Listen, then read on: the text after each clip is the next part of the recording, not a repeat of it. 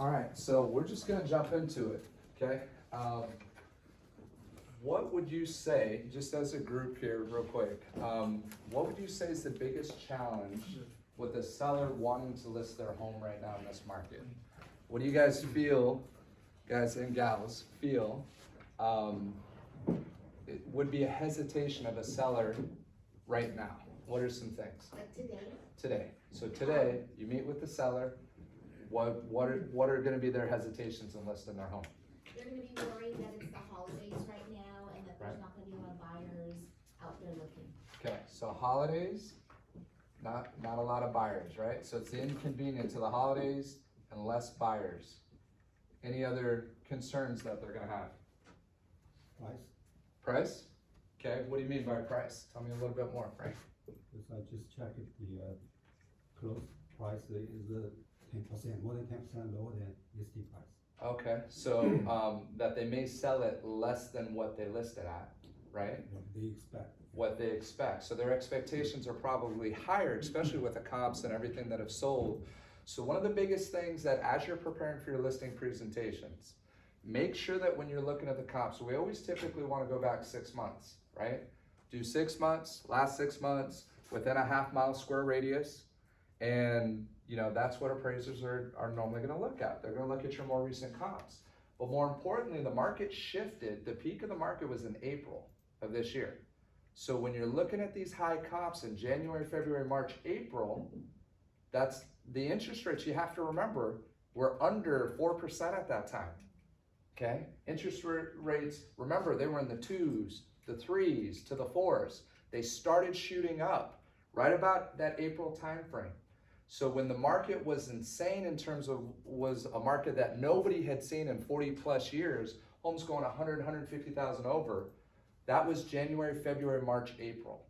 So we have to do exactly what Frank said is the seller's expectations are still up here, and we have to be very clear that they need to price the property intelligently, right? So that's part of your presentation is intelligent pricing, and write these buzzwords because you should be using this in this conversation. Intelligent pricing. So what do I mean by intelligent pricing? What does intelligent pricing mean? When you're speaking with the seller and we're getting into pricing, what could be a pricing strategy? What do we teach here just in terms of how do we know a home's priced correctly? You remember? Well, if we're getting showings. If you're getting showings, right? How many showings? Do you remember what that range was roughly? Lots of showings, no offers, right? All right, let's just say no showings, no offers. What does that mean about the price? No showings plus no offers. Too high. 10% high. Too high, how high? 10%? 7 to 10% overpriced, okay? So let's say no showings, no offers, a few. So we'll say two to 3 showings a week. But we're talking about over a 3-week span. 3 weeks is a good amount of time to know that whether a home's priced correctly or not. So one of the things to know is every home will sell if it's at the right price. You get it to the right price, that home will sell. But we also have to set proper expectations for the sellers. Their job, when we talk about our needs, wants, and expectations, it's their job as sellers to price a home to sell it. And they have to follow our lead. We're not allowing, the tail doesn't wag the dog, right? Right? We're the leader in this process. And in this conversation with the market, with what we have coming up, value is created by leadership. And your value, we have to be able to separate ourselves from the competition. It's not by price and it's not by commission. So there's a timing in terms of when we talk about pricing. But 2 to 3 showings a week, no offers, means 5 to 7% overpriced, okay? 5 plus offers a week, so this is lots of showing, 5 plus showings a week. We'll just say 5 plus showing, no offers, you're still off by about 3 to 5%. So I will commonly refer to a sweet spot. And I'm gonna say when we get that property into the sweet spot, we're gonna know that we're at the right price because our showings are gonna start increasing. Now, we also know, I know Laura, you had your listing that you priced well, that didn't have any showings, right? And you worked open houses that weekend, and what happened there? I had pretty good turnout for the market, but we had buyers walk in on Saturday. Uh-huh. And they came back again Sunday and they put the offer in. We were only on the market for 4 days. Right. And my sellers got the price and all the terms that they wanted. What price were they at? $740. $740. So you listed at $740. There were interesting enough, other top agents in the area that had also similar listings. Where were they priced at? So way over. Right. One was exactly our layout, and they were priced $100,000 more than us. Right. They were, I think, being driven by their seller. January, February, March, April, right? Yeah, and letting their seller dictate the price. Mm-hmm. And they were on the market for 100 and some days. Right. I mean, it was- Calling you up about how'd you know how to price it at the right price, right? And intelligent pricing led to the results of not a single showing call. So I know there's concern when your phone's not ringing and you're priced well. She didn't underprice that We home. didn't have any showings yet. She had I zero went to the showings. Open house the first weekend, and I still didn't have anyone call to show after. Yeah. So as we talk about the objections, thank you, Laura, for sharing that. As we talk about the objections, the major hurdles, you have to think of what's going on in their mind. Why are they hesitating to commit to move forward to listing with you, okay? They're either moving back or they're moving forward. And it's called relationship tension, and that's based on trust. The relationship tension is high up front. They don't trust you yet, okay? They think you're a salesperson. They think you just want a quick sale, that you want to just get it on the market so it could sell really quick, right? You're going to underprice it, so they could say that Laura, you just want us to underprice it because you just want a quick sale. When in reality, and we learned this in Arizona at our leadership conference, that on a national average, 70% of the homes that are selling less than 30 days. Now, if you look at the average days on market in Camarillo, we're at about 45 days average days on market. That's where your average is. But on a national level, it's actually, if your home's not selling within that first 30 days, your odds are you're not going to sell that property, or it's going to continue to sit. And now you've given all the leverage, and this is about intelligent pricing. You've given all the leverage to the buyers, because the buyers know for a seller, the biggest killer for them is days on market. The longer it's on the market, the more leverage that buyer has. Buyers know they have less competition. So as we talk about less buyers now, and in the holidays, how we overcome that objection, because just so you know, no matter what market we're in, sellers will always have excuses of why they're not ready to list today or to sign that contract now. They always will. They already prepped it before you showed up. So you have to identify that. You got to ask them. And then you have to ask them questions like, okay, when you get to a certain spot in that conversation on scale 1 to 10, 10 being 100% confident that you're confident and comfortable with working with me and listing your home. 1 being 10% confident, where are you? And they'll say, you know what, everything sounded great, but we haven't talked about price, we haven't talked about commission, okay? So, okay, putting those two aside, if the price makes sense, the commission makes sense, right? Where would you say you're at? Well, I'm about at a 9. Well, I want you to be 100% confident. So please, sellers, share with me, what will it take for you to be 100% confident that this is that I'm the right person for you, right? Or that C21 is the right company for you. And you ask them. And what you're doing is you're isolating the objection. And when you isolate the objection, they're telling you the reason. You can't be afraid of what that answer is. You want to hear it. Because, you know, the best thing about objections, when you handle them, guess what happens next? They sign the contract. Before any major decision is made, there's always hesitation. There's always concern. You're going to talk yourself out of it. No, I don't know about this, or I don't know about that, or, you know, I don't know if I can trust you, Steve, right? I don't know. This is a major decision on us moving forward.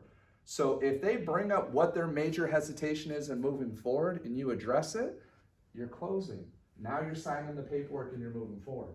So there's a method, there's a process in terms of how you do your conversations that will lead to stronger results. And it's more than just being likable. but they do need to like you, okay?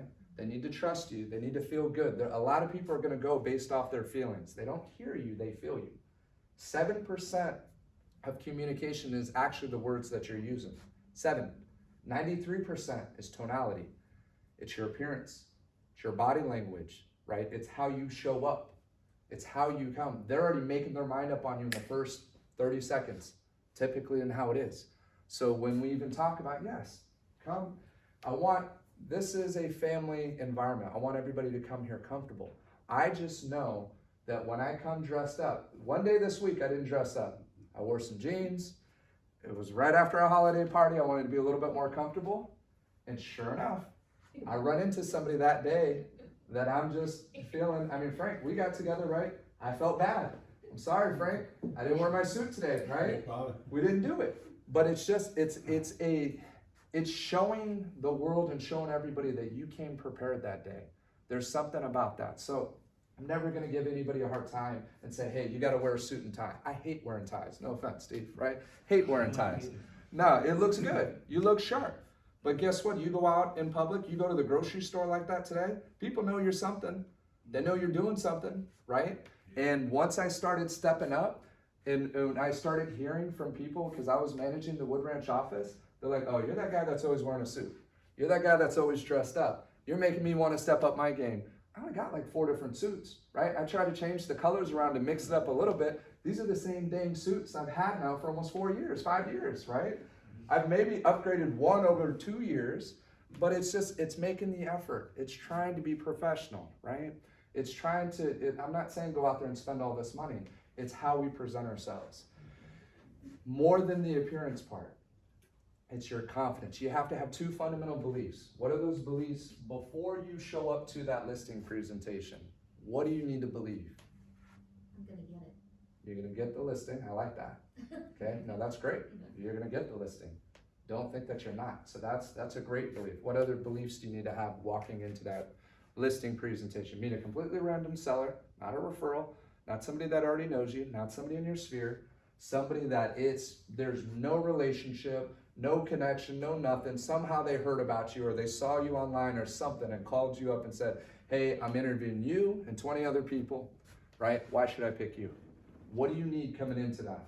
Well, kind of what Leslie said, but you're the agent for the job. You're the agent for the job? Okay. What do you mean by that? Tell me a little bit more, Laura. I like to ask more questions, right? What does that mean that you're the agent for the job? You are the only one who would be able to get the house sold and get what the sellers want and need. Okay, so you're the only one. How do you know that you're the only one that can get the home sold and get them what they want and they need? Because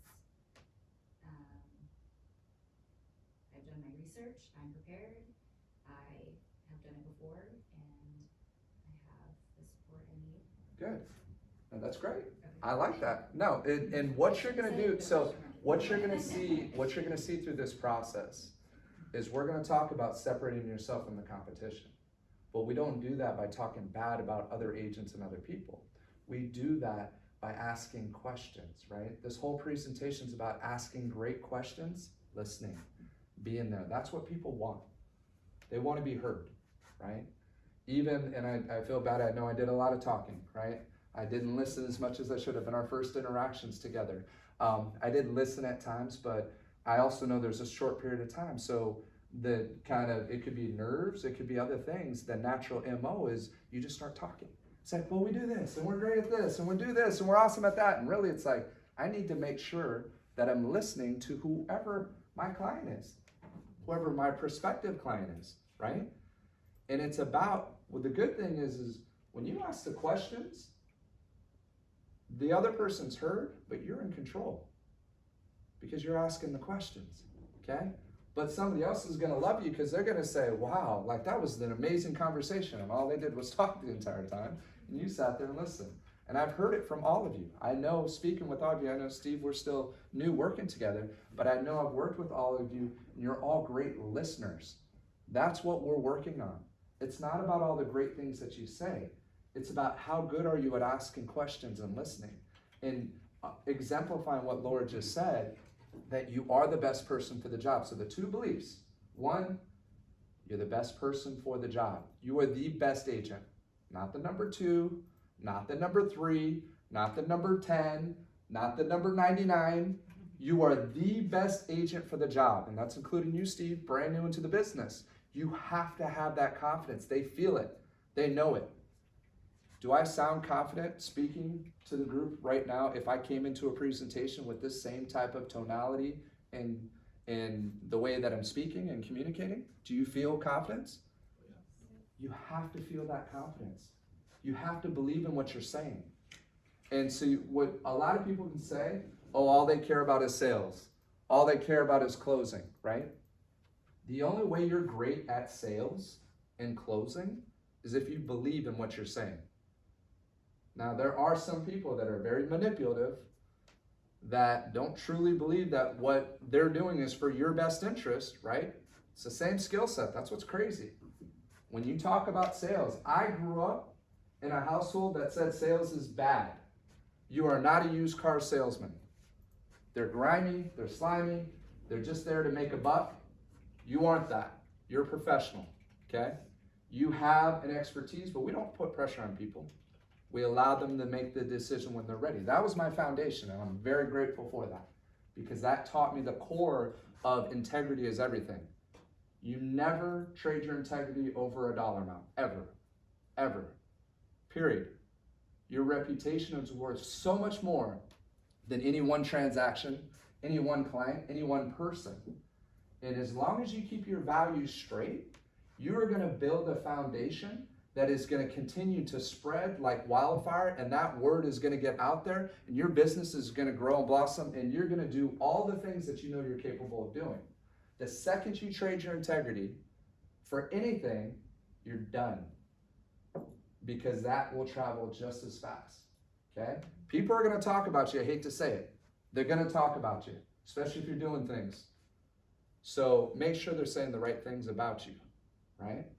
And we can't always control what they say about us, but we can do more good. And we can make very clear and stand by those things, all right? Get a little fired up on that particular topic, but it's about believing in what you're saying. So one, fundamental belief, you're the best person for the job. Second one, very similar to what you said, you can get the job done. You can't go and list a home right now if you're scared that the home is gonna sit on the market because of the average days on market. The reason why homes are sitting on the market is because agents aren't strong enough with their clients. You need to tell them what they need to hear, not what they want to hear. You need to set that expectation right out the gate. And if you set that, you will take more listings. That's what people want. They want a leader. That's what you all are. Leadership is your ability to influence, nothing more, nothing less. That's John C. Maxwell. You want to grow in leadership, read anything John C. Maxwell. Listen to anything John C. Maxwell. 5 levels of leadership. 21 irrefutable laws of leadership. I promise you, you read any parts of that and you're going to be inspired, and it's going to help you grow as a leader. Because you want to attract and you want to build a team, you have to continue to grow as a leader. As you grow in your influence, the 5 levels. First level of leadership is it's my way or the highway. I'm the boss, I'm the manager. You do what I say or you're out. That's what most companies are, level 1 leadership. And you're going to get the bare minimum out of people. They're going to clock in and clock out, okay? Level 2 is you earn the right to lead people. You get to know them. You know what their dreams are. You know what their goals are. You know about their family. You earn the right. Now they voluntarily want to follow you, okay? That's level 2. Level 3 is based on production, based on track record, on results. People are going to follow you based on results, right? We've done it. We continue to do it. We continue to build winners in this company, in this organization. We're going to continue to. It's going to keep happening, right? So that's based on results. Number 4 is building other leaders, okay? This is all important to all of you because you as agents are leaders in the community. And if you're not getting the results you want, we have to grow in our influence. And we have to look at why is our influence not growing? Are we growing? Are we participating? Look, you're all here. You're all showing up. That's the first step. And we have a lot of production that's in this room right now. A lot. A whole bunch of production. But you're all here. And there's other agents who haven't done much and they're not here, right? You chose during the holidays to come in and do this. You choose to pick up the phone and reach out to your clients or your database. You choose to go out and door knock and put yourself in an uncomfortable position, even though you know that they probably don't want to talk to you more times than not, right? They're probably feeling like, you know, I mean, after COVID and everything else, it's not the most comfortable thing. But I know, Jen, what was your experience like yesterday? Was it bad? Was it, I haven't even heard. You door knocked, right? We had, in 1 hour, we talked to, I think, like 6 people. Okay. People say things, so, you know, I can't with full confidence say that, you know, we'd have any of the people that we talked to call us, but we did have people say that they would. Good. When the time was right. It's a very mature neighborhood, so a lot of the seller, or people that we spoke to have been there for 30, 40 years. Clearly those are the ones at this point in this market we would probably want to target anyway. Absolutely. And want to downsize, they've got their homes paid off, so it was definitely worth it. We just went around and invited everyone to the open house. Perfect. Yeah. And that's all you need to do. So it's coming up with a game plan. You work an open house. What are your steps? You can generate $100,000 in income in one listing, one open house, if you know how to have a game plan and how to execute and how to create as many opportunities from there. But it takes planning and it takes execution. My business changed when I became more focused on my intention, on whatever activities I was doing. We call them money-making activities. My schedule changed, my discipline changed. I knew that if I consistently could set an appointment, one appointment a day, and I can consistently communicate and talk to people and engage, whether through social media, whether having conversations, whether shooting a text, but get to where I'm setting one appointment a day, I was never without business.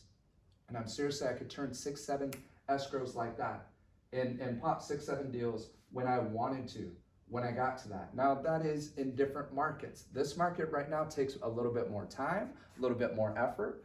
But even when I say that, and I haven't seen the smirk from Jen yet, but I've seen it from Jen just saying, what market are you talking about right now?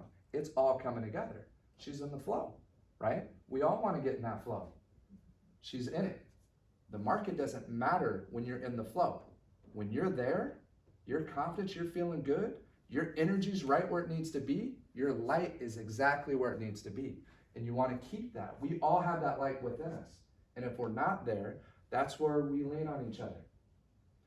I will always be brutally honest with each and every person that allows me to do it, all from love. Not in manipulation, not in trying to hurt anybody's feelings, not in doing it. It's because when you win, we all win. I like to win.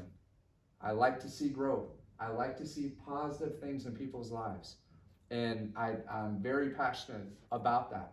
And just seeing and feeling, I get goosebumps as we're talking right now, because I know with this group, with what we have right here, the amazing things that we're going to continue to do. So there's so much goodness, so much good opportunity out there. And unfortunately, there's a lot of desperate people out there right now. So it is our job, because I know we only have good people here, to get in front. And I'm going to teach you things and skills and techniques that are going to help you be more persuasive, help you take more listings and opportunities. But I also need to know that you're the right people with the right intentions, because I don't want to teach people things that are going to do bad things, if that makes sense. Okay? That's why I'm very protective of this environment and what it is that we're doing. So let me get back just a little bit to the presentation, just because I know, just on the listen. What time are we at? I have my phone recording. 9:35. I'm sorry. Yeah, 9:35. Okay, we'll just take a little pause. So any questions just in terms of what we covered so far, or what you would like to know just in terms of about the listing presentation with the market? Yes. I have a question about Laura's listing. Yeah. How were you able to convince your seller to list 100 grand less than active listings? I know you must have shown them comps, sold comps, but I just was curious, was there some magic way or something you said to them? You hypnotized them. Yeah, I did. I'm like, drink this, drink it. I'm just curious. It's very interesting. So Brandon and I had talked about the listing presentation beforehand, and I went with obviously the discovery, asking questions to find out why they wanted to sell.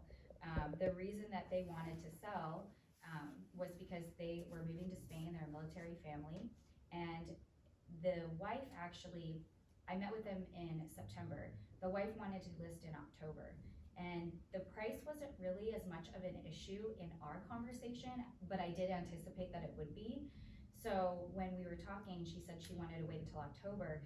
I said, well, right now in this market, we're seeing a lot of having to sell a home twice. So with that being said, you have a time frame, you have to be out at the beginning of December. We can't waste any time, we would have to list it now because there could be a potential for it falling out. Which I will say there was a point where we were almost done with this buyer. So that was that conversation. When it came to the price, they did want to price around $740, but I would have just said, you know, we need to be ahead of it. Brandon, is it the snowball, what do you say, the snowball effect, or Right, being just ahead getting, of it and not trying So- to catch up with it? you can draw what's happening to the market, Mhm. right? What typically happens is people start high, this is where the market's at. And so by the time they drop it down to here, market's already down here and you're still behind it. So you wanna get in front of it, right? You wanna get in front of where the market's at. Use the Flex Market Summary Report is a huge tool Mhm. and we'll keep I've been working on using that. that. Good, Yes. huge tool, cause you can show them the graphs. You So can they show them didn't what's have- happening. They didn't have any issues with the other listings that were on the market that were more than theirs, My seller was very familiar with the comps before I got there, which Okay. helped. good, That's not always the case. right, right. And so with that being said, I did point out to him that at that point, they had been on the market for 2 months. Mhm. So I said, we need to price here, because if we don't, then we're gonna be on longer than we wanna be, and we have a time frame to stick to. So I pretty much kept pushing back at their point of, why are you selling? To Mhm. get them to see my reasoning in pricing where we were. But luckily, I had You great had, sellers. you had a great seller, so Yeah. yeah, they're not all like that. They're So not. I was curious, what the magic was, you know, for doing that, but that's. But using That's good to facts of what the market is like and why they needed to sell would have been my. So let's strategy. build off that though, because that was huge. So as we talk about pricing, how we help the sellers. So in terms of the format, so first thing I put up here, you got phase 1, phase 2, okay? They choose you first before they're gonna allow you to lead them. So in phase 1, when we talk about you start your introduction to your presentation, you're gonna start with tap, thank, acknowledge, and promise. Then you're gonna give an overview in terms of what we're gonna cover today, okay? Talk about your needs, wants, expectations. Talk about my plan of action, what I do to get a home sold. We're gonna talk about the market, where it is, where it was, and where it's heading, okay? And then we're gonna talk about how that affects pricing. We're gonna come up with a price together if you feel confident that I'm the one to sell your home, or we are the one to sell your home, okay? That's just a quick overview. Then we get into discovery. Then we're asking questions. We're getting the answers to the test. We're finding out what they're looking for in an agent. What are you ultimately trying to accomplish in the sale of your home, right? We're asking a lot of really good questions. Your discovery is everything. You should be doing discovery in the pre-qual before you meet with them. And you're gonna acknowledge, when we do our thank, acknowledge, and promise, we're gonna talk about things that they shared with us in our pre-qual, in our discovery, okay? So now as we get into pricing, what I wrote up here is 3 actives, 3 pendings, 3 solds, expireds and canceled. Every property has a story to tell. Every listing does. So when you talk about a home that's active, that's 100,000 over, what I'm typically gonna do, especially in Camarillo, we're at about 120 active homes on the market, ballpark, about 120, okay? When we got to the height, it was about 160 actives. Historically, well, not historically, but just when the market was crazy, we were under 50 actives. So we're almost at triple, double to triple, 2.5 times. Well, still in terms of inventory, we're still at less than 2 months inventory, which is still historically low. It's still a seller's market, even though buyers have more negotiating power. So what I'll do is, before, I wouldn't even show actives. I'm gonna show 3 pendings, 3 solds, and there weren't any expireds and cancels. I'm talking about the previous market. The reason why I wouldn't show an active is because the active didn't matter. It mattered what was sold as well as what's in escrow. And if it's pending, if you're not doing this before you listen, you need to call every single property that's a legit comp and find out from that agent what's going on. Did you get asking price? Did you get higher? What kind of terms? And you start with, I always believe in you give first before you get. So I'll say, hey, I have, call the agent, hey, congrats on your property, looks like you went into escrow. We actually have one coming up. I'm not sure if you have any other buyers, right? But, you know, can you share with me a little bit about what your experience was there? Did you get multiple offers? That's the first question. Yes, no? No, we didn't. Okay, were you able to get close to asking price? No, we weren't, and I can't share with you that. That's okay, and I appreciate that. Well, I wanted to reach out to you because I got one coming up. Well, what's the address? Well, I can't share that with you yet, right? But what I can tell you is that this property is gonna be coming up. I'd be more than happy to work with you on this deal. If you can keep me posted with what's going on, how solid does that look? Do you feel that your pricing was good? What were your thoughts when you priced this property? I'm sorry, I had this young 30-year-old kid, 20, 27, 28, I can say that now, I'm 40 now, right? So when I started as 22, I was always the You were the kid. 30-year-old kid, right? So now I get to say this 30-year-old kid calls me up and he's like, what were your sellers, what was their goal and strategy by pricing it at the property that they, at the price they did? I'm like, damn, that was a good question, let me write that one down, right? And I wrote it down and I was like, that was a great question. What was their mindset? What was their strategy on how they priced that home? So you ask questions, you discover, you wanna win in this game? It's all about getting information. What's your ability for people to trust you? Do you sound like you're interrogating them? Right? When you ask questions where they don't trust you and you're being interrogated or they got an angle, or do they trust you and they open up? So it's your ability to ask questions and get information that's key. So you wanna hear that story, so when you show up, you separate yourself from the competition with whoever else you're up against. And I'm gonna print out data sheets because I know the two hardest things to overcome are gonna be pricing and commission. So there's a commission story that I need to tell, and I need to overcome that. And I need to have them choose me first. So I'm gonna print out a data sheet and show 2.5% commission, highlight it. This is what it sold, this is the price it went out, and the days on market. And then I'm gonna print another one, and another one, and another. After about 7, all showing 2.5% commission, do you think it's pretty easy for me to get 2.5% commission for the buying office side? It's very easy, it paints the picture for me. Our sellers don't know any better. And they think, they listen to people or they'll run an online search and see what's the average commission for Camarillo, right? And say, well, the average commission is 4.236. However they come up with that number. So, you know, you're charging me too much at 5.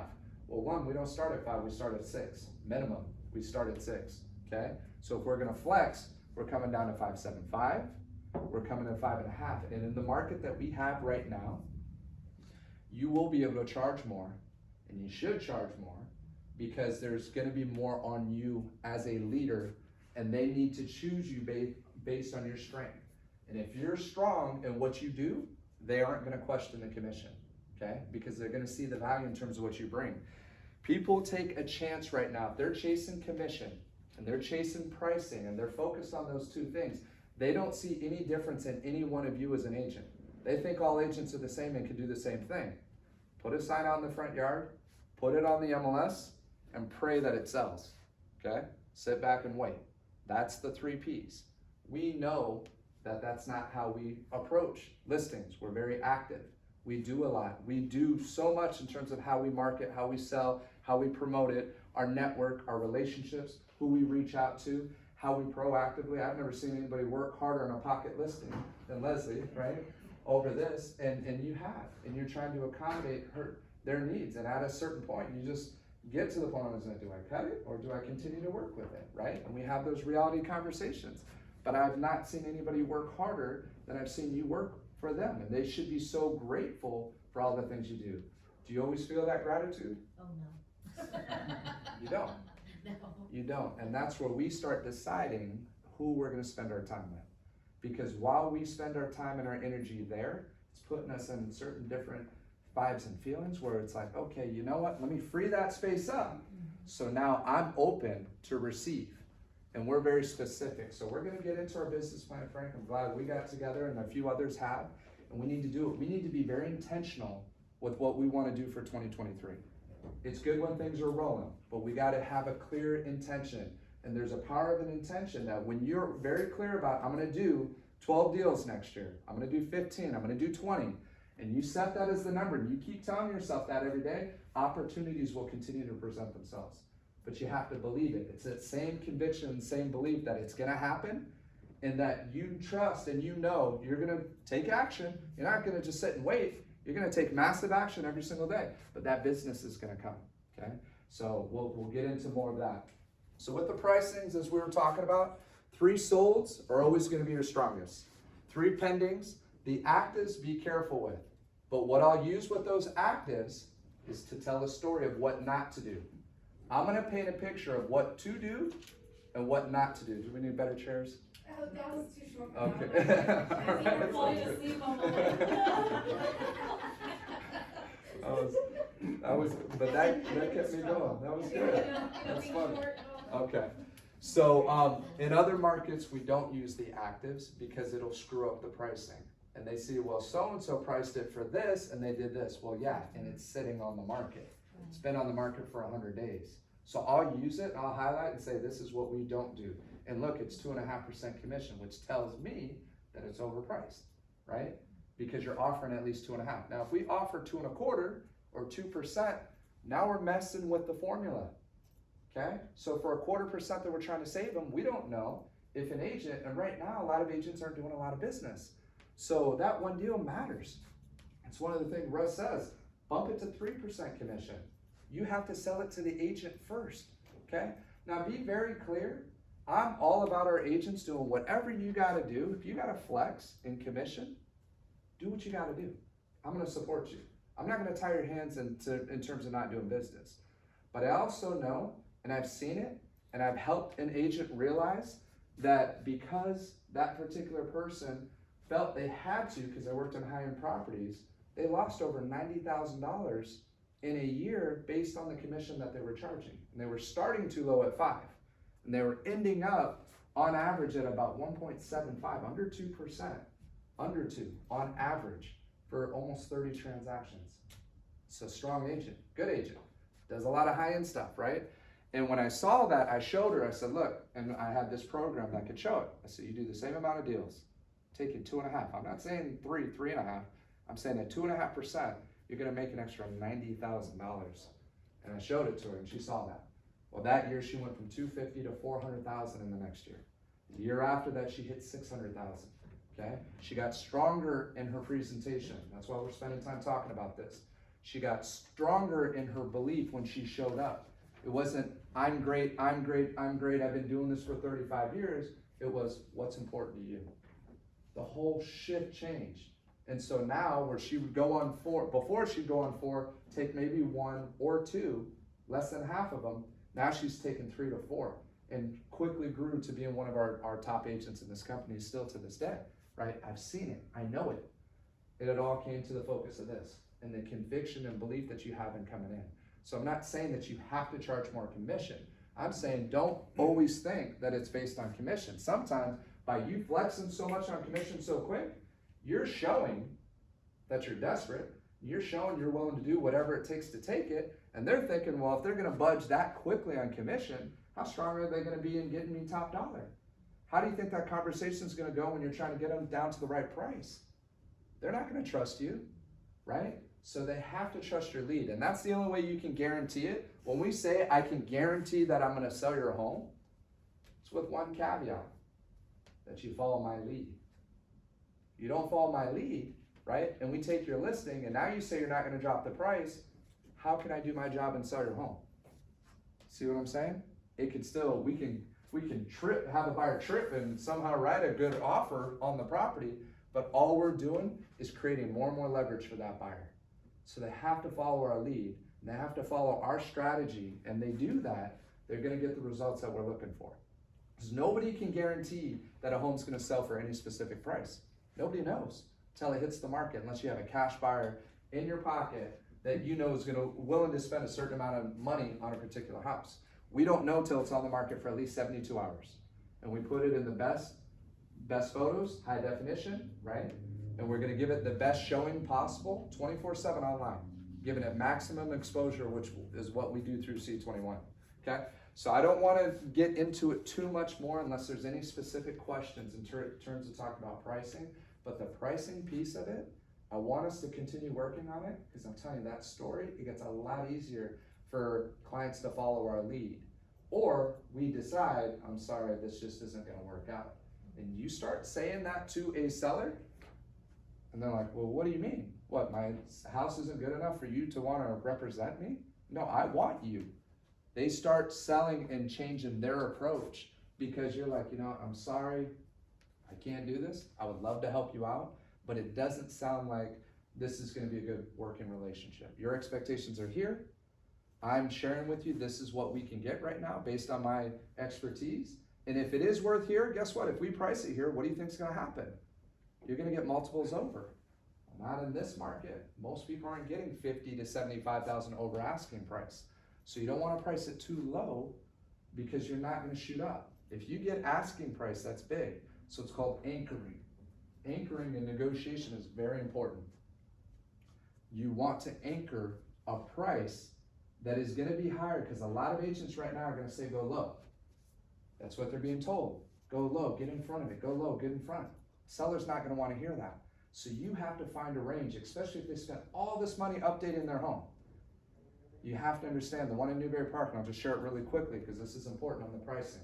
We're up against a veteran agent, 16 plus years in the business. I respect what he said. He said, yeah, you want to be around 800 to 830, no more than 830. We priced at 860. They originally wanted 880. It was 879 is what they wanted.